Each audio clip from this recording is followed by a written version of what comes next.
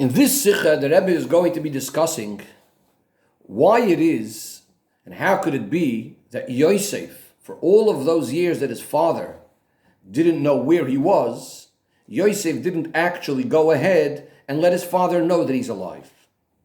In the beginning of the Sikha, the Rebbe starts off by saying that we know that generally Rashi always explains anything that's difficult in Pshut Shel Mikra. And if Rashi doesn't explain it, it's either because it's very, very simply understood by itself, that it doesn't need to be explained, or it's something that would be explained understood based on something that Rashi had said earlier. So the question that Rebbe says is, and this is a question that a lot of the Mefarshim ask, and Dafka Rashi is not the one that says anything, how does it make sense? If Yosef knows how much his father loves him and how much his father misses him, he certainly would understand how much his father is mourning for him. How does it make sense that he doesn't send a message to his father telling him that he's alive? Now, in the previous parsha, in Parshas Vayeshev, while Yosef is in jail and Yosef is a slave and so on, we understand that he can't send such a message. But in Parshas Miketz, Yosef is a Mishnah L'Melech, he's second in command to the king, he can do whatever he wants. Why doesn't he send some sort of message to Yaakov that he's alive? Now, you might say that the reason he doesn't say it is based on something that Rashi told us already, that the reason why Yosef was away from his father for 22 years is because Hashem was punishing Yaakov for Yaakov being separated from his parents for 22 years. He wasn't Mekayim properly, Kibbud of Aim during those times. And this is why Yosef is not sending a message to his father. So the Rebbe says we can't say that. First of all, how does Yosef know that this is the punishment that his father has to get a punishment of 22 years? Second of all, even if he does know, he could tell him that he's alive without telling him where he is, so he'll still be punished by being separated from his son for 22 years. And finally, that still doesn't explain why Yosef should act that way. Who gives Yosef the right to punish his father? If Hashem wants to punish him, clearly that's Hashem's business. But how could Yosef go ahead and start giving the punishment to his father? In order to explain this, the Rebbe asks something else. The Rebbe says, we know that Rashi told us in Parshas Vayeshev, why is it that Hashem actually didn't tell Yaakov that Yosef is alive? So Rashi says the following. Lefi she'echrimu, because the Shvatim made a chayrim, an excommunication, and they cursed anyone that's going to reveal it. And they included Hashem in this chayrim. So therefore, Hashem didn't reveal it. Yitzchak did know that Yosef was alive. He said, how could I reveal it if Hashem doesn't want to reveal it? So the Rebbe asks, who exactly was included in this chayrim? Who is not allowed to tell? Who is being cursed? Now, you might say it means anyone that's in the world that's going to tell Yaakov, but that would make it very, very difficult to be that way. Because if that's the case, why is Yitzchak saying, how could I reveal it? If Hashem doesn't want to reveal it, etc., Yitzchak can't reveal it because there was a chayrim place that anyone that's going to reveal it. Also, what does it mean exactly? Why do they need to join Hashem in this? Hashem, anyways, can't reveal it because they placed the chayrim on anyone that's going to reveal it. Why is there a specific emphasis they need to include Hashem? Therefore, says the Rebbe, we must say that they're including in this chayrim only those that are part of this group of people right now that are making the chayrim. And when it says whoever's going to reveal it is only those people that are joining in it. And that's why they're having Hashem included. But if that's the case, we need to understand a number of points. Number one, why does Rashi say that Yitzchak says, how could I reveal it if Hashem doesn't want to reveal it? It's not that Hashem doesn't want to reveal it. Hashem, so to speak, can't reveal it. He was joined in this chayrim. Number two, why can't Yitzchak reveal it just because Hashem is not revealing it? Hashem can't reveal it, so to speak. But Yitzchak can. He's not part of this chayrim. Number three, why do we even need a chayrim? Why can't we just make up and decide that no one's going to reveal it, and that's it? Regarding Hashem, we could daven to Hashem, we could ask Hashem not to reveal it as well. What's the point of this chayrim exactly?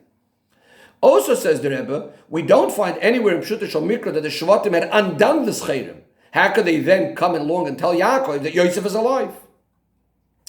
Now, there are some Mefarshim that say that the source for Rashi is in Tanchuma. The source for Rashi isn't Tanchuma. They try to explain Rashi based on the Tanchuma by saying that what happened was they wanted to make this chayrim. Yehuda says to them, Reuven is not here with us right now, so we don't have 10 people. We need to have 10 people for a chayrim. So they include Hashem in the chayrim. And that's why Hashem also doesn't reveal it. So the way they explain it basically is that they were not including making the chayrim that Hashem is not allowed to reveal it. They needed Hashem to make up this minyan. And Hashem just didn't reveal it because he didn't want to be act in a lenient way in regards to their chayrim. That would explain why they included Hashem. That would also explain why Rashi says Hashem doesn't want to reveal it, not that Hashem is not allowed to reveal it. This would also explain why Yitzchak says, how could I reveal it if Hashem doesn't want to reveal it? The problem with this is, in addition to the fact that according to Rashi, it doesn't say anywhere when they made the chayrim, and it makes sense to say they actually did it when Reuven was there, because they certainly wanted Reuven also to be included in this. But also, we don't find anywhere in Rashi and Pshutei Shel Mikra that you needed 10 people for a chayrim, and therefore we have all the same questions again. So the Rebbe says, there are Meforshim that ask another question. How did the Shvatim even know that Hashem is agreeing to this chayrim? You can't just include someone in this minyan agreeing to your thing without getting their consent, even another human being. So they want to answer that the Shvatim were certain that Hashem would agree for the following reasons. Number one, because Hashem wants Yaakov to end up in Mitzrayim because of the Bris Bein Absarim. Number two, they know Hashem is going to agree because they know Hashem wants Yaakov to be punished for 22 years. And number three, they know Hashem is going to agree because certainly Hashem wouldn't want Yaakov to find out that they sold Yosef, and then Yaakov is Chas v'Shalom going to end up cursing his sons, and Chas v'Shalom this would impact all of Klal Yisrael of future generations. But again, the Rebbe says it's hard to say that this is what Rashi means. Because what does Rashi say? Yitzchak knew that he's alive, and he didn't want to say because he said, if Hashem is not telling, how could I tell? Why isn't Hashem telling? Because of the chayrim. So in other words, it sounds like the chayrim is also even just telling Yaakov that he's alive. But hang on a second. We could tell Yaakov that he's alive and just not tell him what exactly happened. We don't have to tell him that the Shvatim sold Yosef. Yaakov won't know where Yosef is. And in this way, all the things will still be able to apply. The Bris Bein Absarim will happen because Yaakov will end up in Mitzrayim. Yaakov will be punished for 22 years because he doesn't know where Yosef is. And he wouldn't curse his sons because he wouldn't suspect in any way that they sold him. So we're still back to trying to understand what's going on over here. In order to explain this, the Rebbe introduces another question. And that is, how does it make sense that during this whole time, none of the children of Yaakov had some Oiderus Tshuva and said, yes, let's go and tell Yaakov, or himself go and tell Yaakov? Says the Rebbe, that's exactly why they had to make a chayrim. That's exactly what they were concerned about. They made the chayrim because they knew that someone will have a Oiderus Tshuva at some point and have charata and want to go and tell. And maybe even that the majority will want to tell. And maybe even that they'll try to force the other ones to have to come along and to go along to Yaakov and tell. That's why they made a chayrim. That's not going to be allowed to be told to Yaakov unless they all agree. And not only that they all agree because someone forced them, they're also going to have an indication that Hashem agreed. So they're now depending on Hashem as well to make sure that this chayrim won't be undone. To be certain that no one's just going to go and tell Yaakov. That's why they included Yaakov. But again, it doesn't mean that they said Hashem is not allowed to tell. They're just making Hashem part of this group that no one could say without the consent of everyone. So why doesn't Hashem tell? Similar to what we said before, since they made Hashem join, so therefore Hashem, so to speak, included himself and said, it's something so serious for all of the Shvatim, I'm joining them also and not going to tell unless everyone agrees. So now we again understand what Rashi says, that why didn't Hashem reveal? Because he was included in this. And Yitzchak says, because Hashem doesn't want to tell, I'm also not going to tell. But again, it's not that Hashem wasn't allowed to tell, it's just he didn't want to tell. And from this, Yitzchak said, if Hashem doesn't want to, then if Hashem doesn't want to, I also won't tell. Now we'll understand why Yosef doesn't reveal it. If Yosef knows that Hashem doesn't want to tell it to Yaakov, again, it's an indication that Yaakov shouldn't know it at the moment. And therefore he said, how could I reveal it if Hashem doesn't want to reveal it?